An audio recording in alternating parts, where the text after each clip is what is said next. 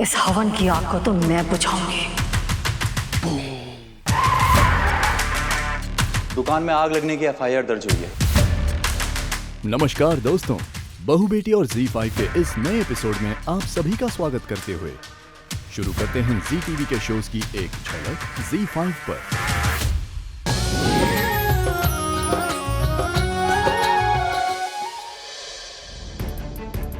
सरू के जीवन की कहानी में सरू और वेद की शादी हो जाने से उसके दुख कम होने के बजाय और बढ़ जाते हैं।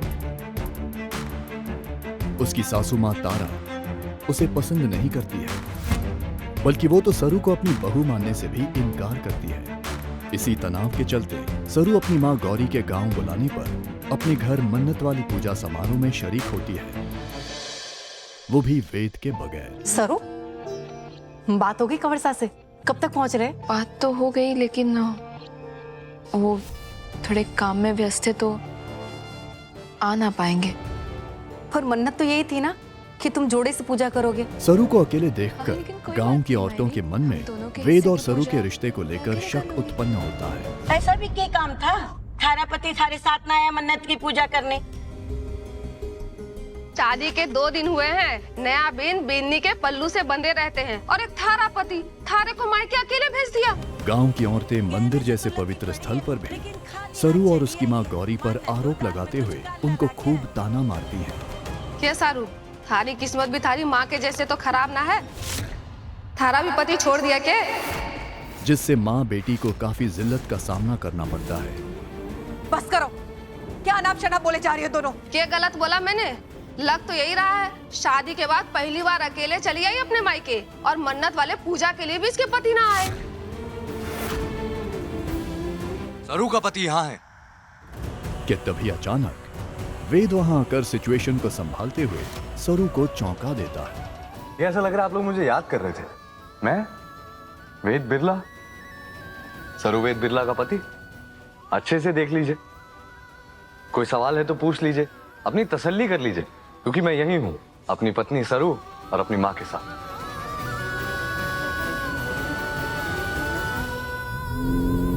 तारा भी रोहित के साथ सरू का सच जानने के लिए गांव पहुंचती है। Are you sure यही मंदिर है? यस मैम, सरू और उसकी फैमिली अंदर ही होगी। अब पता चल जाएगा सरू किसकी बेटी है और किसकी परवरिश। तारा वेद को पहले से ही वहां मौजूद देख और चिढ़ जाती है। जमाना बदल गया है, पूरी सोच बदल गई है, लेकिन आप लोगों की सोच आज भी वहीं 16वीं सदी में अटकी हुई है। वेद? और आप लोग जानते हैं सबसे घटिया बात क्या है? एक औरत की इंसल्ट करने वाली, उसे जिंदगी में पीछे खींचने वाली, उसका अपमान करने वाली भी अनफॉर्चुनेटली एक औरत ही है। आखिरकार वो पल आ ही जाता है जिसके लिए तारा इतनी दूर आ चुकी है। वो दूर से गौरी यानी कि सरू की माँ को देखकर चौंक जाती है। गौरी है सरू की माँ? मेरे घर की नौकरानी सरू की माँ? दोनों माँ बेटी ने मिलकर इतना बड़ा खेल खेला। Oh my God! पूजा की सारी तैयारी हो चुकी है, आप लोग आइए। तारा वेद और सरू को एक साथ देखकर बहुत गुस्सा होती है। मेरे बेटे को झूठ बोलकर, उसे धोखा देकर अब उससे हवन करवा रहे हैं। इस हवन की आग को तो मैं बुझाऊंगी। उनकी पूजा में विघ्न उत्पन्न करने का प्रयास भी करती है।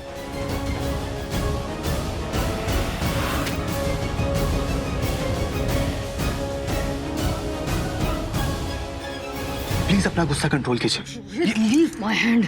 मैं अपनी आंखों के सामने इतना बड़ा तमाशा नहीं होने दूंगी। मॉम, प्लीज अभी वेद को कोई भी कुछ भी बात नहीं कहनी है, क्योंकि उसे फर्क ही नहीं पड़ेगा। सरू के सामने ना उसे कुछ दिखाई देगा और ना ही कुछ समझ आएगा। लेकिन माँ, ये सरू एक नौकरानी की बेटी है। ये इंफॉर्मेशन हमारे लिए किसी ट्रम्प कार्ड से कम नहीं है, और हम इसका इस्तेमाल करेंगे, जरूर इस्तेमाल करेंगे, लेकिन सही वक्त आने पर, अभी नहीं।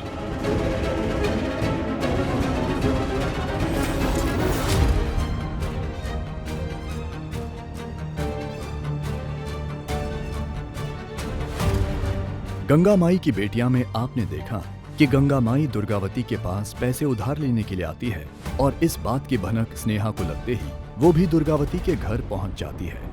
गंगा माई अपनी बेटी स्नेहा को वहां देखकर चौंक जाती है। ये यहाँ क्या करने आई है? कहीं पता तो नहीं चल गया कि हम? दूसरी ओर शेखर अपनी मां विमला देवी की करतूत से काफी परेशान है। विमला और दुर्गावती के अहंकार के बीच शेखर और दुर्गावती की बेटी मधु फंस चुके हैं। इसी कारण के चलते शेखर और मधु एक दूसरे से प्यार करते हुए भी अलग रहते हैं। हम तय कर चुके हैं कि अपने बेटे की दूसरी शादी करवा के रहेंगे। दरअसल मधु के साथ रिश्ता तोड़कर विमला देवी शेखर का रिश्ता किसी और लड़की के साथ कराने की साजिश में लगी है। अपनी माई को ढूंढते हुए आई स्नेहा अनजाने में मधु के कमरे की ओर जाती है। भाभी, और बेहोश मधु को देख घबरा जाती है। भाभी, भाभी आके खोलो।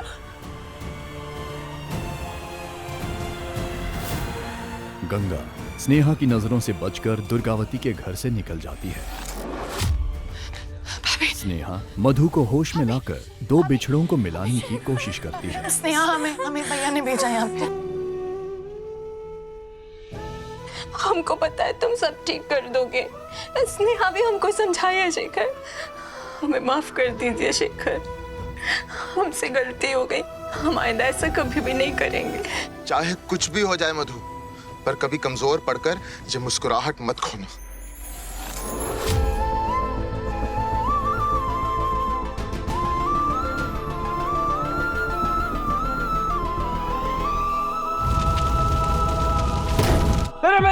अरे मेरी दुकान बचाओ। तुमसे तुम तक में दुकान को आग लग जाने से शर्मा जी के मन पर काफी गहरा असर होता है।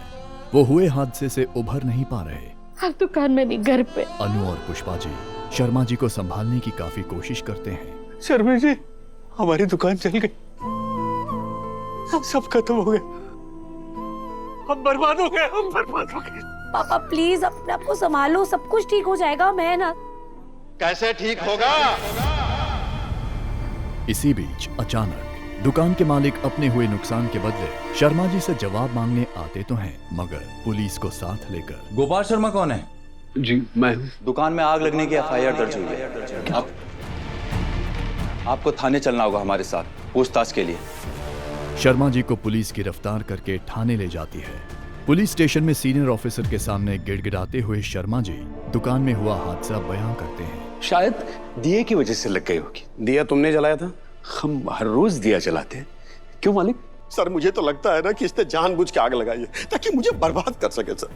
मजबूरी में प्रेस। दुकान के मालिक पुलिस के सामने ही शर्मा जी को गैर जिम्मेदार ठहराते हुए उन पर आरोप लगाते हैं। ये बहुत खतरनाक आदमी है सर, शातिर आदमी है। ये सब इसी का किया धरा है सर। इस आप जल्दी से लॉकअप में बंद कीजिए प्लीज।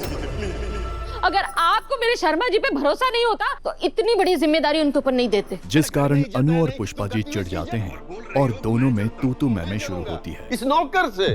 नौकर किसको कहा आपने? देखिए तमीज से बात कीजिए शर्मा जी के लिए, वरना हड्डी पसली तोड़ दूंगी मैं तुम्हारी। इसे तो मैं छोड़ूंगी नहीं। सीनियर ऑफिसर हो रही बहस से परेशान होकर दोनों पार्टीज पर बरस पड़ते हैं।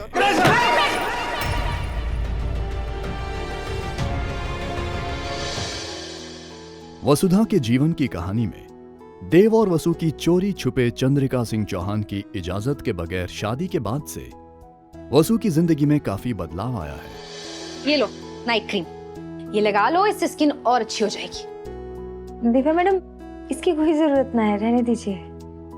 और हम कब तक ऐसे फॉर्मेलिटी करते रहेंगे? वसु, हमें जिंदगी भर साथ रहना है। और प्लीज अब तुम मुझे अपनी मालकिन की नजर से नहीं बल्कि अपनी देवरानी की नजर से देखो।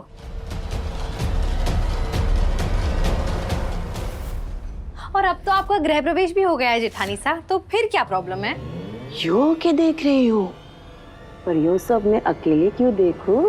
भाभी साने भी तो दिखा दूं। हर पल हर लम्हा वसु और उसकी देवरानी दिव्या को चौकन्ना रहना पड़ता है। तो दूसरी ओर क्या हुआ सारिका? सारिका जो हर पल देव और वसु के रिश्ते को लेकर संदिग्ध रहती है और चंद्रिका सिंह चौहान के सामने उसे उजागर करने के लिए हर वक्त मौके की तलाश में लगी रहती है। इस बार शायद उसकी किस्मत साथ दे। ऐसा क्या देख लिया तुमने? भाभी साहब, दिव्या के कमरे में वो वसु नौकरानी बैठी है। अगर आपको बिल्कुल भी विश्वास ना हो रहा ना, तो अभी हमारे साथ चलिए और अपनी आंखों से देख लीजिए। चलिए। भाभी सा दरवाजा खोलिए और खुद देख लीजिए। अभी और दिव्या भी आराम कर रहे होंगे, उन्हें इस वक्त जगाना अच्छा नहीं लगता। और जैसे तैसे करके सारिका को मौका मिल ही जाता है। अरे खोलो दरवाजा, जिसका फायदा उठाने की वो पूरी कोशिश भी करती है। सारिका खोलो दरवाजा, दरवाजा खोलो जल्दी से, दरवाजा खोलो। क्या हुआ माँ साहब, सब ठीक है? ये सब क्या हो रहा है? कुछ नहीं अभी, तुम्हारी काकी सा को थोड़ी गलत फहमी हो गई। दिव्या सो गई बेटा? हाँ माँ साहब, दिव्या जी तो सो रही हैं। देखिए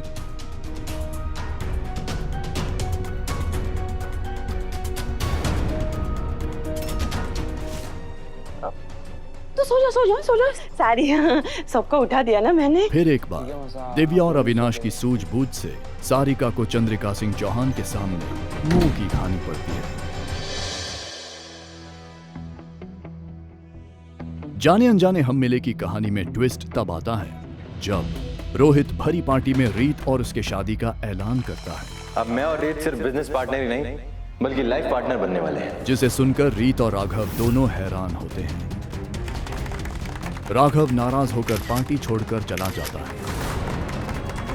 भले राघव नाराज होता है, पर शारदा बुआ और वीरू इस धमाके भरी खबर से काफी खुश नजर आते हैं। कैसा लगा धमाका? कमाल का। देखा तूने, तेरी माँ के शब्दों ने रोहित को धमाका करने पर मजबूर कर ही दिया। यस। ध्रुव, कहाँ जा रहे हो? अभी तो पार्टी शुरू हुई है। इतनी बड़ी गुड न्यूज है, मेरे से डांस नहीं करोगे तुम? हाँ ध्रुव। उन्नति, मैंने तुमसे कहा ना होश में और छोड़ो मुझे। डांस करो ना ध्रुव। उन्नति, आप होश में नहीं हो, चलो मैं आपको आपके रूम में ले चलो। हटो यहाँ से।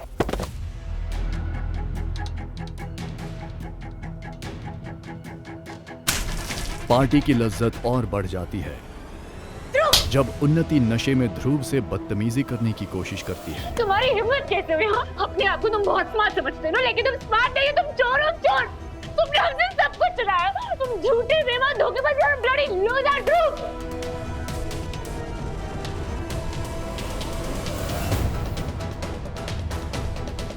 सब कुछ चुराया तुमने हमसे, सब कुछ। झूठे हो तुम, झूठे। मुझे पता था तुम दोनों के बीच में कुछ चल रहा है। ध्रुव चौधरी, I hate you। रीत रोहित के शादी वाले ऐलान से नाराज होकर उससे जवाब मांगने की कोशिश करती है। हमारी शादी, दिमाग खराब हो गया तुम्हारा। मुझसे बिना पूछे तुमने इतनी बड़ी बात बाहर कैसे बोल दी? होश में तो हो तुम? मैं पूरे होश में हूँ। जहाँ रोहित खुलकर रीत से अपने दिल की बात कबूल करता है। मुझे नहीं पता था तुम्हारे दिमाग में अभी भी ये प्यार का फितूर है। ये कोई फितूर नहीं है रीत, और ये चाहत कभी खत्म नहीं होगी। मैं तुम्हारी जिंदगी से पहले इसलिए चला गया था क्योंकि तुम्हारी जिंदगी में राघव था। मैं तुम दोनों के बीच में नहीं आना चाहता था। मैंने सोचा कि पूरी जिंदगी तुम्हारा दोस्त बनके तुम्हारे साथ रह लूंगा, लेकिन नहीं, अब और दोस्ती नहीं। अब मैं और दोस्त बन के नहीं रह सकता हूँ, क्योंकि मेरे दिल में जो तुम्हारे लिए एहसास है वो दोस्ती का नहीं, प्यार का है। अब राघव, रीत और रोहित के बीच बने इस प्रेम त्रिकोण में आगे क्या होता है, ये जानना हो तो ZEE5 पर इस शो के सारे एपिसोड्स और साथ ही बाकी शोज के भी पूरे एपिसोड्स देखिए फ्री में, कभी भी कहीं भी, क्योंकि ZEE5 पर है अपनी भाषा और अपनी कहानी।